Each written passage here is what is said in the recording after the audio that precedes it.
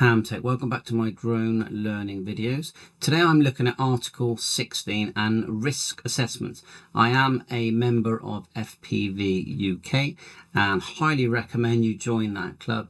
And what is Article 16? Well, it allows rules that I feel are going to make your enjoyment of flying the drone safely better, because you can get nearer to locations stroke people, and also you can improve and increase your training without having to actually spend any money, although you can join the FPV UK and you do get insurance, which is very handy.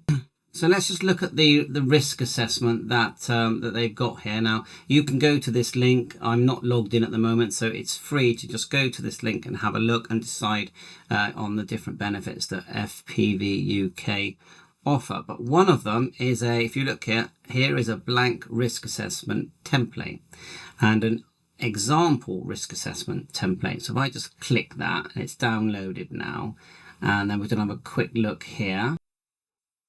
And remember, this one's blank, but of course you put in the aircraft, the pilot name, your membership number, flyer ID, date of the risk assessment.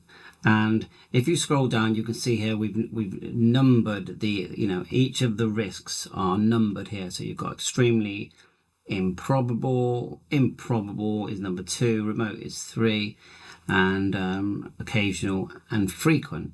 Okay. Underneath, almost inconceivable that the event would occur, very unlikely, unlikely but may possibly occur, likely to occur many times.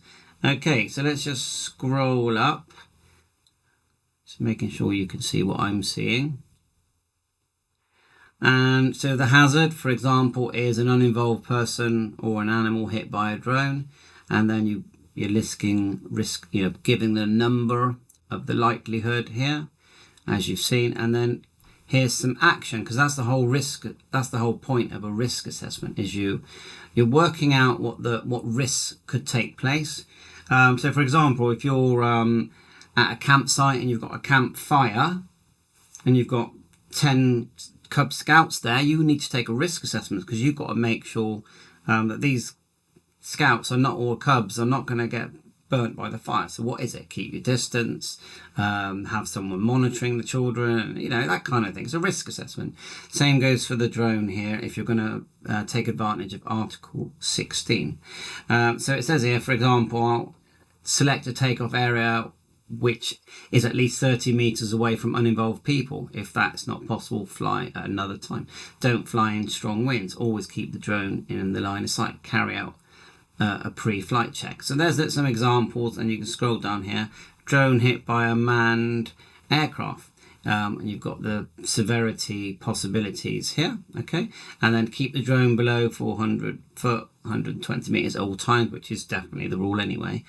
Keep a good listen out for low-flying aircraft. So if you've chosen a location to fly, and it's maybe not in this is an example, I'm not an authority here, but maybe you're outside of a no-fly zone, but you know that sometimes light aircraft fly quite low in that area, so you're going to be monitoring. And these days I think the drone app, the D-Fly app, would tell you as well.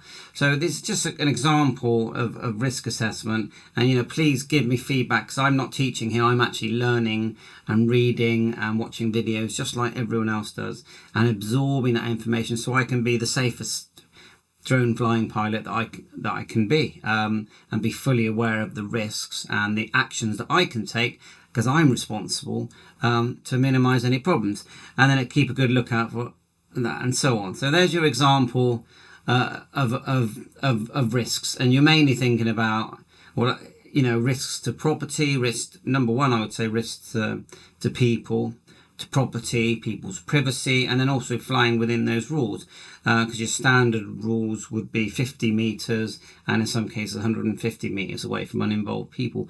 Well, the Article 16 allows you to be 30, it's like a bubble around you of 30 meters. Now I know they're reviewing all this, and new rules are coming in January. For definite, you're going to have to take your flyer ID. So some people say, well, what's the difference between a flyer ID and an operator ID? Well, operator ID is more of a registration, so they know who you are. and you can fly. Drones used to be under 250 grams with hardly any rules. That's changed now. It's going to be 100 grams. So the flyer ID is like a risk assessment, health and safety and common sense test. You have to pass, and then you get another number. So you have your operator ID, registration number. Then you have your flyer ID, which is also a form of training, I would say. And I think different clubs actually provide their own version of that, so it might be different. And I'm in the FPV UK. I think there's about 4 clubs here, and so you need to decide which one you want. But the big plus as well is you've got insurance. But of course, I think the whole thing is common sense. Common sense is there. If you're flying and there's someone over there, and you have worked out, if I make a mistake here, I'm going to hit that person, that property, and that, then don't fly. Yeah, don't fly, because that's your sort of in your mind, your risk assessment. So please give me some tips. I love learning, and I'll put all the links in for Article 16 and for FPV.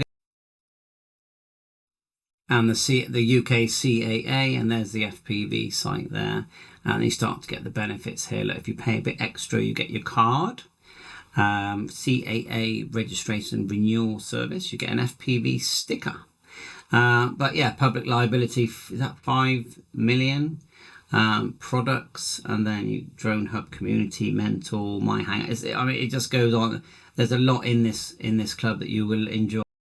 So thanks for watching, and check out some of the quick guides that are offered here as well. You could learn something and just keep learning. And here's basically a handbook for Article 16, which has been agreed with the CAA, so take advantage of it. And if you look here, CAA, and they've got videos, and they almost walk you through the test, the flyer ID test. I think it's excellent. Thanks very much to all involved. Bye for now. All the best.